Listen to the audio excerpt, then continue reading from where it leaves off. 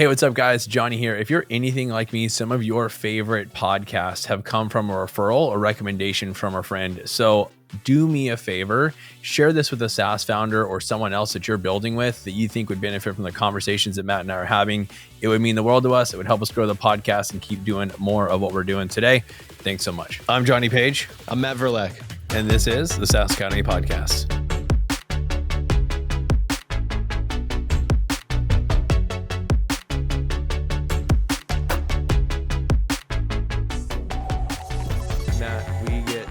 Privilege of it being a part of our job that we sit down every Wednesday and we get to chat about business. And I'll tell you what, the thing that made me super excited about joining SaaS Academy was the first room that I was in where I could talk about business for like 10 hours and someone's eyes didn't glaze over. Like I found my room because I don't know how many conversations my wife had to suffer through of me just like trying to say that. No one was happier that we joined SaaS Academy than our wives, so we could start talking to other people about business. Yeah. Well, so I figured today would be fun for us to talk a little bit about how we reduce churn in SaaS companies. You cool to indulge me? Let's riff a little bit on what I think. It's not the thing that most people want to solve. Yeah. It's kind of like we think all the time about like what's chocolate, what's broccoli. This is broccoli for most founders. They would much rather focus on acquiring new customers than they would solving churn. But data supports, and I think you've got a great model for thinking through like how challenging it is when churn is high. It's very, very, your marketing and sales game have got to be strong. So I don't know, you down to riff on how we think about solving churn? Yeah, I'm in. And here's how I get people to pay attention to it when I feel like they're not paying attention to it. Cause you're right. Marketing is sexy. Sales is sexy. Everyone wants to talk about that all the time. Right. And it's not that you don't have to do that kind of stuff. But what I say to founders is like, what if you could do just as good of a job at sales and marketing as you're doing right now, but your company made twice the money over a 6-month period?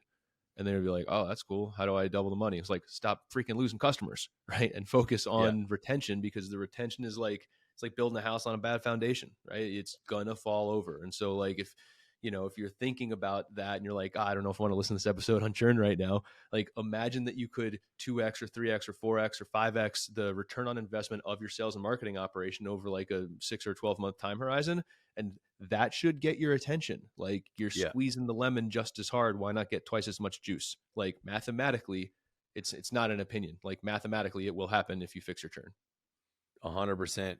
It's we have a calculator for this. I wish I knew the URL for it, but you can actually go visualize. I think the thing that is most attention grabbing is when you start to put this onto what's called the gross ceiling calculator. Yeah. And you understand how impactful it is and how much you have to grow, meaning acquiring new customers. Just if you have like 3% churn monthly, 5% churn monthly, what most would think is, hey, that's a good number. I'm okay with that. When you start to plot it out over time and you see the demand it puts, if you have, aspirations of growing to, $5 million company, $10 million company, it's very, very hard to do that if you got 5% churn monthly. And so that, do you happen to know the URL? Of course I do. I'll put it in the show notes because it's got like hyphens in it and stuff, but we'll put it in the show notes in the description. But I'm pulling it up to give an example, right? So, give me 1 second.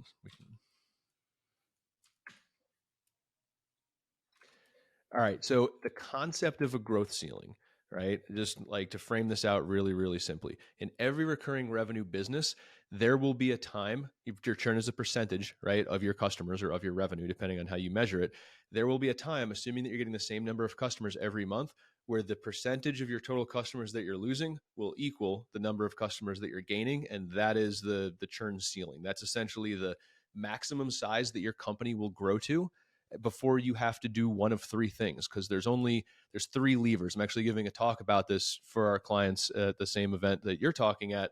I'm calling it the 3 engines of a recurring revenue business, right? Because you have an acquisition engine, a retention engine, and the third one is like the customer value engine, where you make customers more valuable. Those are the 3 things. The only way you move that churn ceiling is to do one of those 3 things: get more customers every month, keep them longer, or increase their value. Right. And so to put some numbers to it, just with like round numbers, let's say that you have 100 customers right now, you're adding 10 customers a month.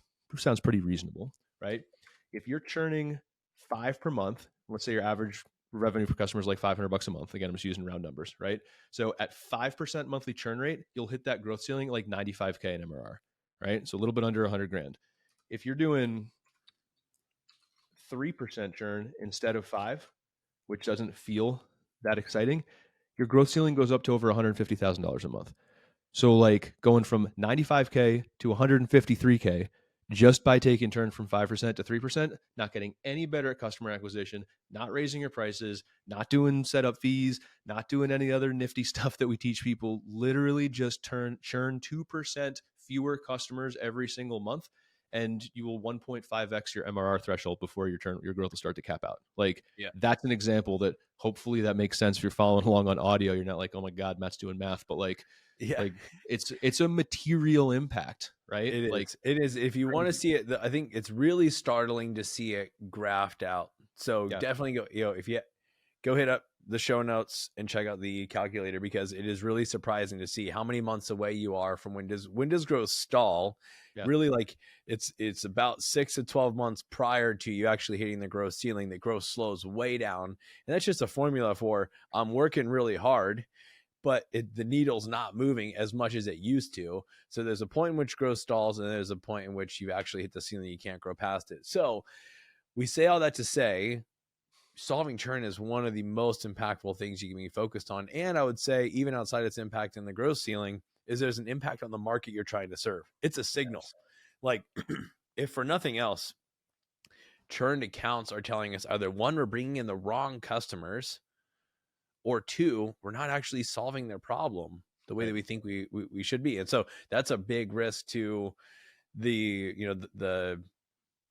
plans when you think about, where you want to be 3 years and 5 years from now. So first off, I will say when we run our clients through this growth ceiling calculator, 9 times out of 10, the focus is going to be around solving churn because it is so impactful. If we can just stop the leaky bucket first, any work that we do, we kind of earn ourselves some time to experiment and find the right channel and acquisition.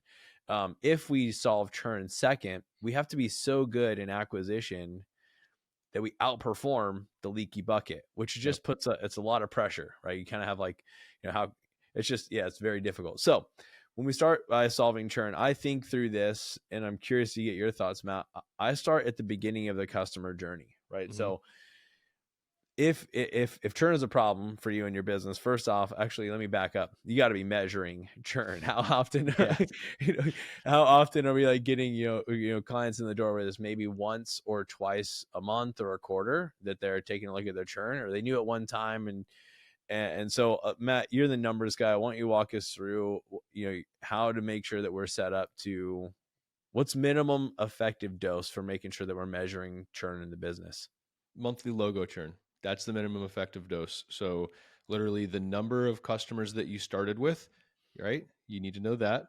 And the number of customers that you lose in a month, right? So if you started this month with 100 customers and you lose 10% logo churn. Like just measuring that one thing, and like it's taking all of my self-restraint not to tell you the 5 different ways that I like to measure it on my scorecard. But like if you're not measuring at all and you're like, what the heck is percentage logo churn? If I asked you what that number was and your number starts with, well, like if that's you, it's okay.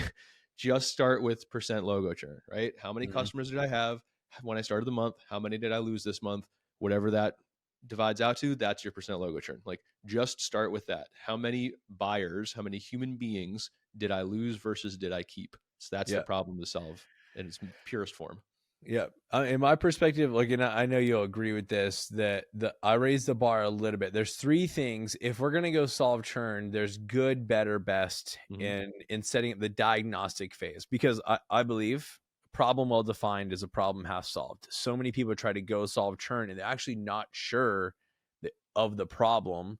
They just start throwing new initiatives at it, and we really fatigue ourselves, our customers, and our team because we're throwing spaghetti up against the wall to see what sticks. So the diagnostic phase, I would add in what you're measuring. You got to know logo churn. We need to know revenue churn, because you're keeping logos, but they're average revenue per customer is going down. Yeah, They're if you're downgrading their accounts. keeping all your low value customers and churning all your high value customers, for sure. Yep. So look at revenue churn. And then the third one is look at churn based on their phase in the customer journey.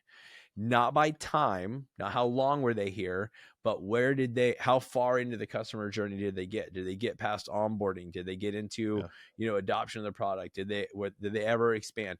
Understanding how far into using your solution did they get? Because that's going to give us some really helpful signals into, what's the source of churn. So yeah.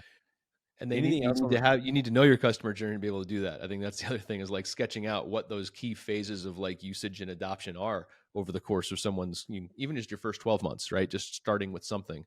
I mean, I think that, and that's why I answered the way I did when you said minimum effective dose. Is like, I agree 100% with everything you laid out, but I'm also thinking through the lens of like, if someone's literally not measuring churn, go measure logo churn today while you go build everything that Johnny just told you, which is what you should be doing. Yeah. Yeah. And you can start really simply with like, you can consider how many days or at what point would we consider someone activated? Yeah. That's a big, if you don't have the full customer journey, and there's lots of different segments, it's like, when do we even, qualitatively say, hey, this person's been onboarded, they're past that initial phase. It's really important to recognize churn from there, separate from someone who has fully adopted the product.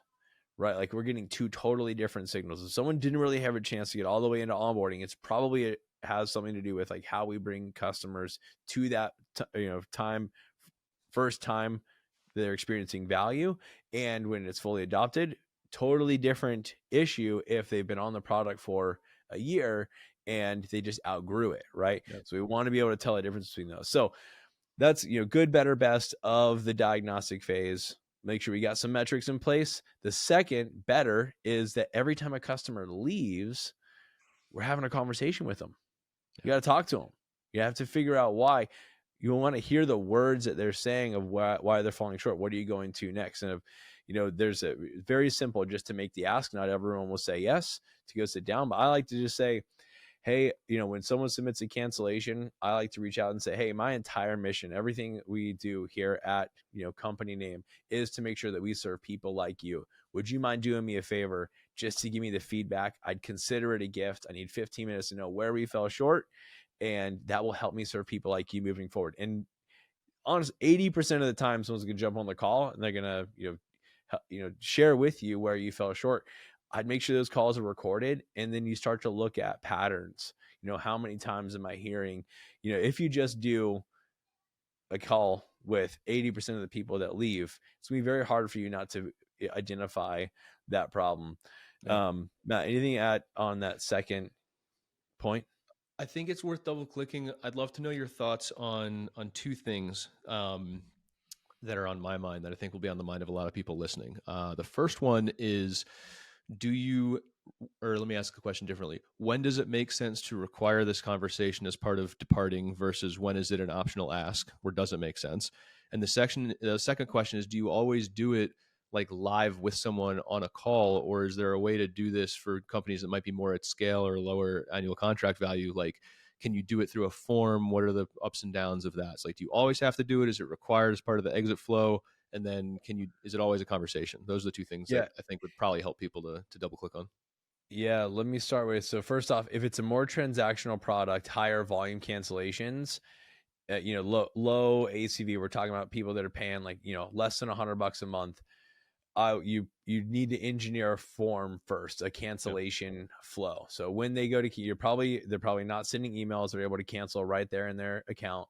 You need to have a flow that asks them to identify why they're leaving. And there's great teardowns on this, online. I just go look at, cancellation flow. If you try to try and cancel your Netflix account, and you'll see what a great one looks like. There's many of them out there. So if it's low transaction, it's a more transactional, higher volume, I would go with a form. But even then, I would still be asking, like, your ability to find the problem causing churn is so important that you can't not talk to customers. You're not going to get to talk to all of them, but you got to be talking to clients, because what they say, like, and this is why, so to your second question, would I ever require this as a part of canceling? I would exhaust a lot of other options before I made a requirement, because what I need is someone showing up that is interested in helping me solve this problem. If I make it mandatory, then I have someone that's kind of going through the motions, and that just puts more noise into my, what I'm hearing, right? Yeah, You got makes someone who can sense. be on there that's just pissed off about having to do the call. And so now they're going to trash a lot of parts of the product that maybe weren't an issue, right? They're going to look for Yeah. every little thing, and some of them might be truth or not. So I need someone They're on just the on other that end of the call call trying that's to piss really, you off. That's the only thing they're yeah, doing. exactly. So you're probably not going to require it, but Yeah. yeah, I'm gonna get on there and just ask them a favor. And Yeah. I've never had a situation where when I'm going like we're going full tilt on solving churn, where I haven't been able to get enough people on the call just by asking them for a favor. Because look, we're in B2B. They're also building businesses too. They know what it's like to have a customer cancel their product. And so, to ask them a favor and just say, look, it's a gift, 15 minutes, you tell me when, I'll show up. I promise you, it's not a high pressure save situation. I'm just trying to learn. And you make the ask once or twice to the same client, 80% of them are going to jump on a call. Did I answer your two questions? Cool. It does, and I'm glad you gave the talk track. That was going to be my follow up. Right, is like, how do you, like, what are the, because you're really good at this, like, what are the words that you use? And so, right, you said like favor. Can you run through that again? Because I think there's probably a lot of people who have the desire to do this, but they don't know the how. And you're, like I said, I've seen you execute this, and you're really great at it. So, like, if I'm leaving, how are you talking to me? Like, what are you saying to me to get me to want to get on the call with you? Yeah, so most of the time what people are scared of is that it's a feedback call disguised as a sales pitch to stay on the product. So I completely disarm that, even though in the process of doing these exit interviews, I have sometimes the save rate's higher than 50%. Depending, there's a whole lot of factors that lead into it, but that is not my primary intention. And I completely disarm it in the first line of the email. If they were emailing saying, hey, I need to cancel, I'm like, hey, I've got that taken care of for you. Your next invoice date was this. You won't be billed. Any issues, let me know. So right away, I give them what they want. And I say, the next section is, hey, every day I wake up, I take it to the mission. Every day I wake up and my team wakes up to solve X problem for people just like you. And I'm bummed that we fell short. It would mean a ton to me if you would jump on a call. And I'll say the words like feedback is a gift somewhere in there. I'm kind of giving you the bullet points, not word for word. Don't go type this out. But, I'm going to say, feedback would be a gift. I'd love to know where we fell short. I'm here to learn. And then I say, so that I can better serve people like you in the future. Yeah, it's awesome. And then so then they know that it's for that, it's for me. They're going to help me get better. And it's for people like them. And so, and I'll even, subject line, I need help, or subject line, can you do me a favor? If I'm following back up, because it really is a favor. And the number of times when I got on those exit calls and I found out that the problem was something we absolutely had solved, and it was just a matter of miscommunication. Again, like I've had situations where I've had more than 50% save rates on the back of those calls. To answer your question? It does. And I just want to say one thing to anybody who runs a B2B SaaS company who's listening to this. What you just heard on this podcast in the last 4 minutes, if installed properly, compounded over 6 to 12 months, can make you a lot of saved revenue. Implementing literally the past 4 minutes of this podcast into your cancellation flow can have a material impact on the enterprise value of your company.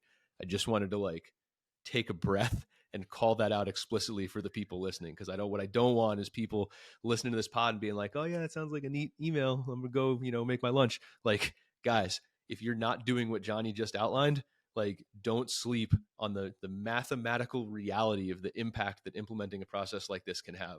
That was a very valuable 5 minutes. Just wanted to call some attention to it. Hey, what's up, guys? Matt here, and I wanted to just give you a quick reminder. Johnny and I are both dropping content constantly on LinkedIn. It's one of our favorite platforms, one of the places where we can connect very, very easily with a ton of B2B SaaS founders. So if you're not following us on LinkedIn, get in there and come hang with us. It's Johnny Page, Matt Verlaque. You'll get a ton of bonus content that we're putting out on top of what we're already doing in the podcast. See you there. Yeah. So the next challenge that founders have if you start doing this, then you hear a lot, you're getting qualitative input, but you need a way to make sure that it's actually true. And so the best, good, better, best, you want to stack these strategies for trying to diagnose, we're trying to create a system that will diagnose churn when it happens in our product. We'll go right to the problem. we need all three of these strategies stacked together. The last layer of this strategy is to make sure that we have some usage metrics in the product, because what people say and what they're doing are oftentimes different. You think they don't know your product as well as you do. You know it like the back of your hand, and you probably have lots of terminology and lingo. I remember we were onboarding into an LMS recently, and we had, probably 4 or 5 weeks into the process of onboarding into it, we had to be like, hey, can you just send us a glossary of your terms? Because all of the the way your database is structured and it's confusing to us. So that will happen to your clients, especially depending on when they're churning in the customer journey. So we want a way to go validate, hey, they told me that X feature wasn't working. I need to be able to go and make sure that they ever tried actually using that feature. Right.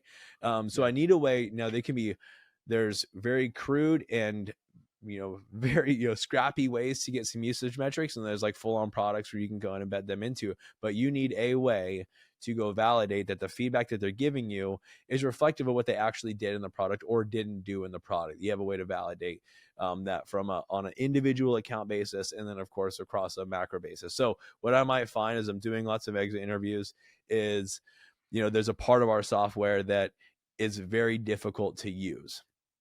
I need to be able to go and look at our usage data and make sure that there's something that shows that to be true. If I go to the usage data and I see that it's actually the most used part of the product, I'm getting some conflicting signals. I know I've got to keep digging. Those two things need to match up, because people, unfortunately, whether they do it intentionally or not, the words they use and the feedback they give isn't always true or fully informed. You hit on something in this last one that's like a very deeply held belief for me that I love. And there's two specific groups of founders or teams that I want to talk to, and it's about usage metrics. I'm not going to go completely down the nerd rabbit hole of the how and, the technical side and the whole 9 yards. But what I want to say is this, like, group number one, I want to talk to the early stage founders who are building right now. Right. I'm not saying you should go spend a month of, getting on the market, instrumenting for metrics on something that doesn't exist yet. I'm not saying that, but I would at least have a plan. Use a tool like Segment or something, which is, free up until a certain number of active users, whatever, like something where you can, as you build, just be like, oh, clicking this button or this database call or whatever probably feels pretty important to like my customer journey. I'm going to go put that line of code in there and just instrument. So I know when are they booking the appointment, sending the message, getting the result, generating the report, whatever the like value component of the software. So if you're building or you're relatively early, like take the steps now so it doesn't become a behemoth of a project when you have 2,000 users and you realize you have no idea what the hell any of them are doing. Right. So that's like to the early stage guys. To the later stage teams who might have ignored this and now you're wrestling with it in your roadmap because you're not sure if it's like revenue generating or not. The through line, Johnny, that you just illustrated of like, you can't get to world-class retention and world-class churn resolution unless you know how the hell people are using the software in the first place. So it might take you, if you have a small engineering team, it might take you, 1 or 2 or 3 sprints to get a platform fully implemented. It's worth it as long as you use the data to enhance the customer experience and correct the gaps and retain. And then you can start to build customer health indices and you can start to do proactive churn outreach based on data and like this whole new world of like the stuff that you can layer on the best scenario that you just laid out, the things that unlocks. It's like this magical playground where it's like, we're running technology companies, like as long as we don't get in our own way, we have access to all the data that we want on demand.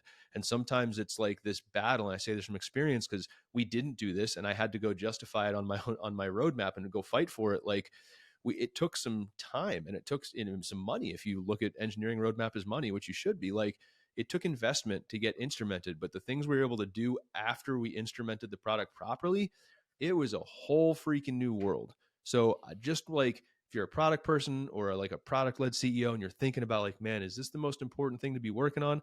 I don't know if it's the most important, but I would index pretty high towards like, if you're not sure how people are using the tools you built and you're not sure why they're leaving, the answer probably lies in the output of this instrumentation, and I would prioritize it accordingly. Like, you can't sleep on this stuff.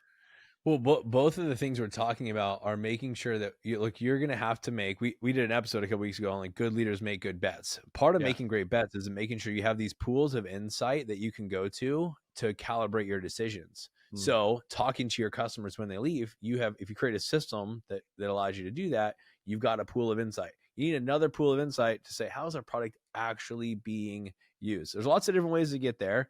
I mean, Matt, in the early days of building Silvertrack, I just got one report monthly from our developers on how, essentially, how many reports did they run? Like, what was their demand on our system in certain areas? And I could use that as a, hey, red, yellow, green. I plotted it against last month's activity. And I said, which ones went up, which ones went down. And those, the ones that were going down were the people that I was calling. So it doesn't have to be super fancy. You can be scrappy in the early days, but you need to think about how am I establishing the pool of insight that I'm going to draw on when I've got to go make, some potentially very, high stakes decisions.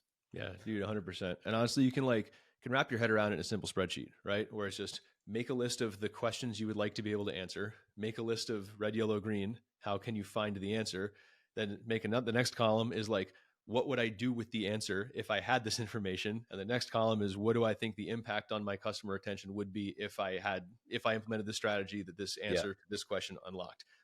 4 columns. And if you just take an hour and write out, the top 12 questions you want to answer about how people are using the thing that you spent years of your life building, the right solution with the right amount of fidelity, it will reveal itself. And then you can go prioritize accordingly. So sometimes it's just you got to get that brain dump. Right? What do I want to know? Can I know it? What would I do with it? What do I think the impact of that strategy would be? That's enough to prioritize, just like building a feature. Yeah, totally. Yeah. The fourth, the bonus section here, and it's not always required. There's times when I've done this and times when I haven't, is just as much as we're studying the customers that are leaving, it's really helpful to go look at our best clients. What are they doing? So if you had a bonus for establishing great diagnostics, the first step to solving churn is to finding and defining the problem, looking at who are our customers that are winning and saying what is unique about them that is missing from our clients that are churning, it can be a helpful exercise as well. Yeah.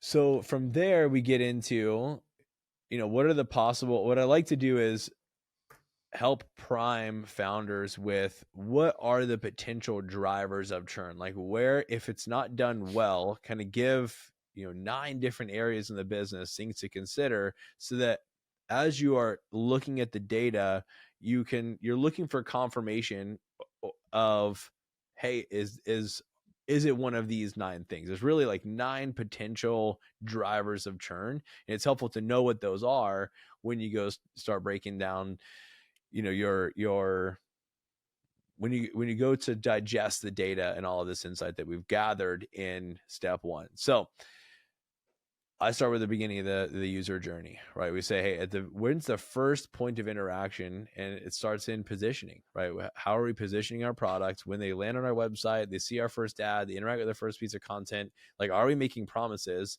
that are aligned with what we actually deliver in our product? And first off, I'll say, when we solve churn, I start at the higher up and earlier it is in the user journey. That's where we're going to start solving churn, because, to use my favorite term here, Matt, we got to make sure we're solving the root, not the fruit. If we don't look all the way at the beginning, if we know our positioning is off, no matter what we do downstream, we're not going to solve the problem. We didn't keep on getting customers that we find ourselves in save mode. So dude, it's the right place to start. It's the right place to start. The simplest way I ever had anyone explain churn to me is, they said, churn is like this. A customer thinks they're buying X. You're delivering Y. The bigger that gap is, the more likely they are to quit. And, they might look like the same thing and the gap gets bigger over time, or maybe the product changes, or maybe their needs change. There's 1,000 reasons, or there's probably 8 more reasons, because you have a list of 9 things. But the point is that there's always what they think they're buying and what they're actually receiving. And our job is to close that gap. And the quicker we can close that gap, the less churn is going to have. But it's just, It's a gap between those two things, right? We always, as founders, we think they're the same, right? We built a hammer, everything's a nail. I'm going to smash you into a piece of wood. Let's go. But it's Yeah. never quite that simple. There's always that gap. So like starting at the point of sale, the beginning of the journey, if we're already way off between X and Y, right? That's like nothing gets solved till that gets solved, man. Yeah. Yep. The next area to look at is how can we increase the commitments that the client is making at the point of sale? If we know that there's a lift associated, if it's not a simple like plug and play product and there's some setup involved, some investment of time and money on the client's end to get to their desired outcome, sometimes lowering the commitment from the client is counterintuitive to getting them over that hurdle. So these are things like, can we implement setup fees? Should we be asking for longer term commitments? I think it's easier to win the sale with a low commitment. Sometimes it's hard to deliver the desired outcome without the right amount of commitment. So I'm going to look at, after I look at positioning, then I'm going to look at, do we have the right level of commitment that still keeps the net pretty wide? We're winning the number of clients that we want to, the deals we feel like we should, but it's putting us in a position, it doesn't stop at the sale. To get them to a desired outcome, we got to get them all the way through onboarding. So it's putting us in a position where we've got their attention and their focus throughout that onboarding phase. Yeah. Customer count is kind of a vanity metric. I'm just going to say it. And I feel like people won't agree with me, and that's okay. That's why we're here. Chop it up.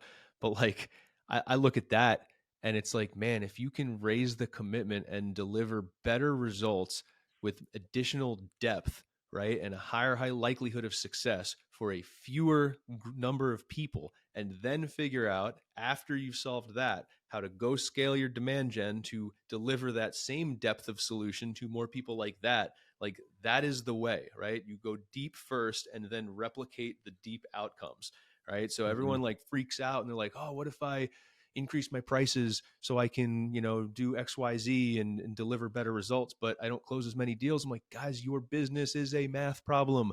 Just figure out the break even. How many less deals do you need to close to hit the growth goals you already had? Yeah. But then those people are going to stick around. They're not going to be pissed off because you did a halfway job onboarding them. Like, it's a win as soon as you set down like there's just like this correlation between like customer count and how successful am I as a business owner. And like, you gotta set that down. Like, goals are written in revenue for a reason. There's a lot of ways to get there, but it's not about just like hoarding money, right? The more of a price point you have, the more you can invest within a certain like gross margin confine to make the product better, deliver better results. Like, everybody wins as long as you do a good job as a leader, So like, that's like that's a hell yeah from me.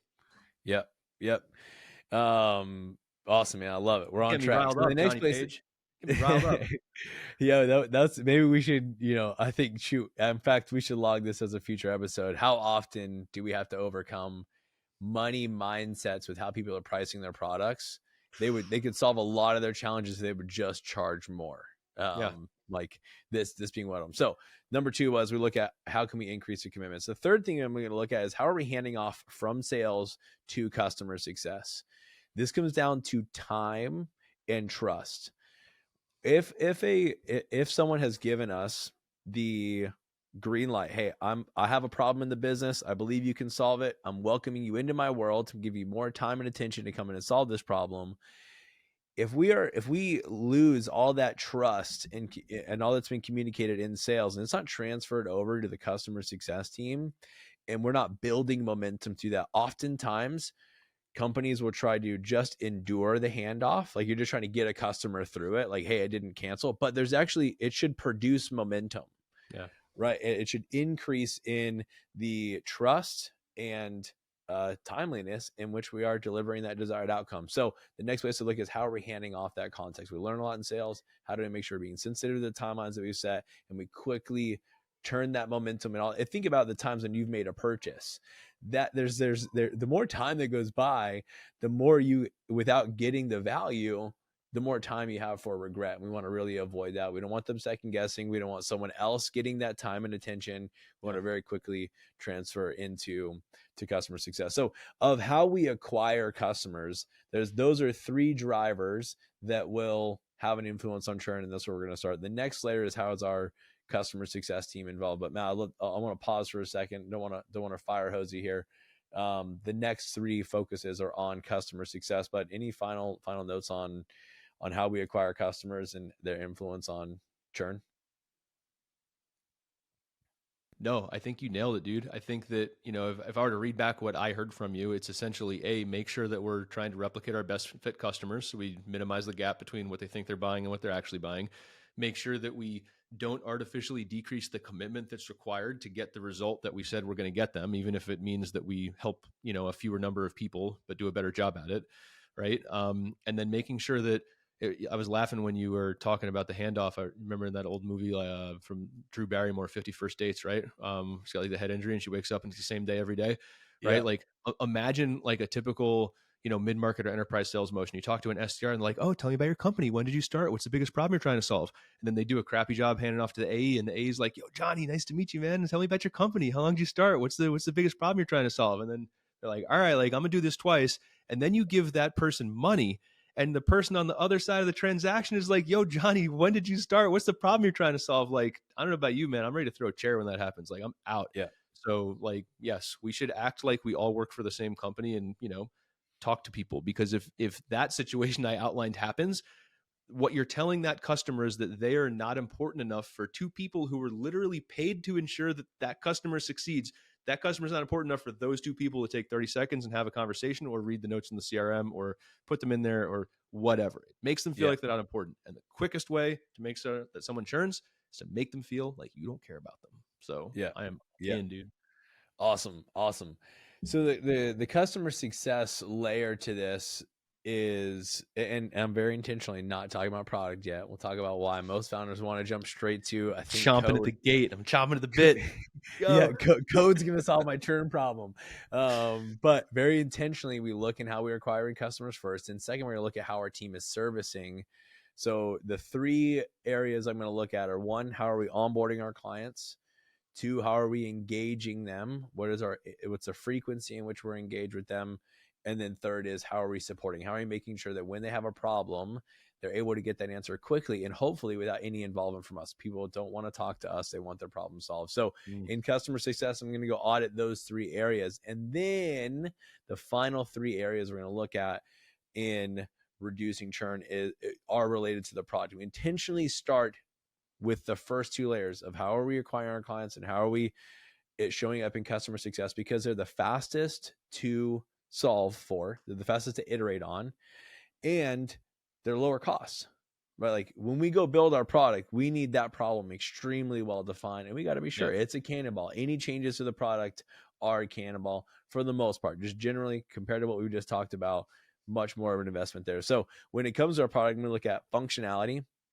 Is there something missing that our clients need it to do? Two, usability. Does the function exist, but it's just very hard to use?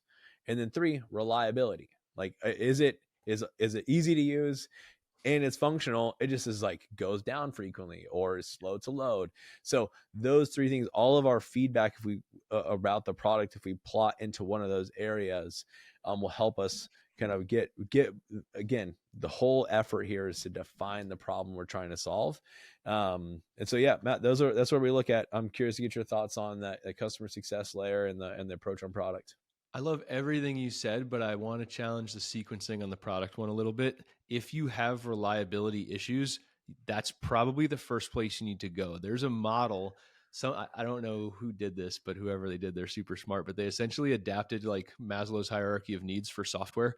Right. And so, if you think of like the foundation, I'll find, I don't have it in front of me. I'm doing this from memory, so I apologize if I butcher this, but like the foundation is like, is it available? Right. Like, is it up? Is the server working, et cetera, et cetera. And I think that's the foundation. And then the second one is speed.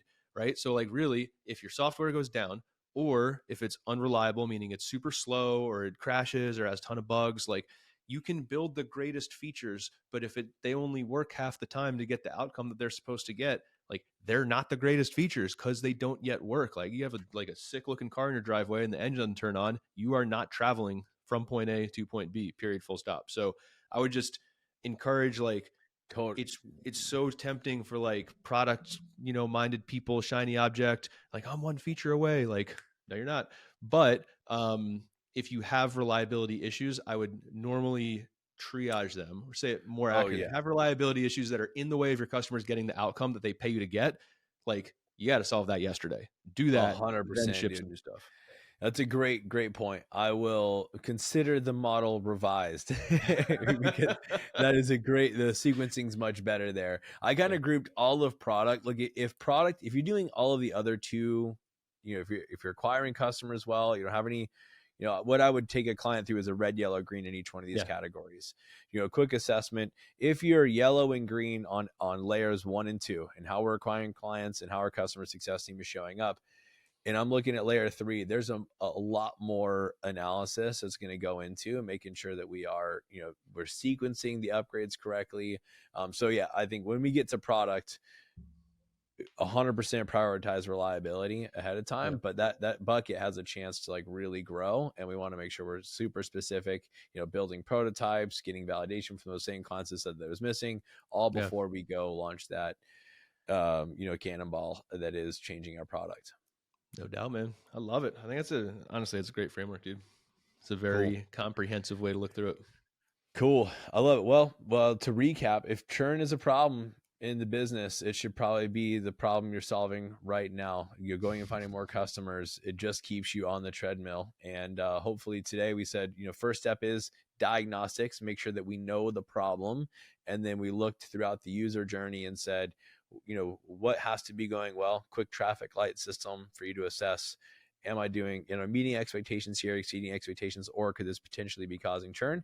And with that, hopefully gives a good way to think about how we resolve and reduce churn in the business. I love it. I wonder how many people are going to watch this episode and then watch it again with a pen and a piece of paper and start jotting down the next 2 quarters worth of CS, sales, marketing, and product initiatives they got going on. It's a good one to go through with a notebook, man. That was a great one. Totally. Go. Awesome. All right, man. Thanks for jamming, man. See you next time, Johnny. Later.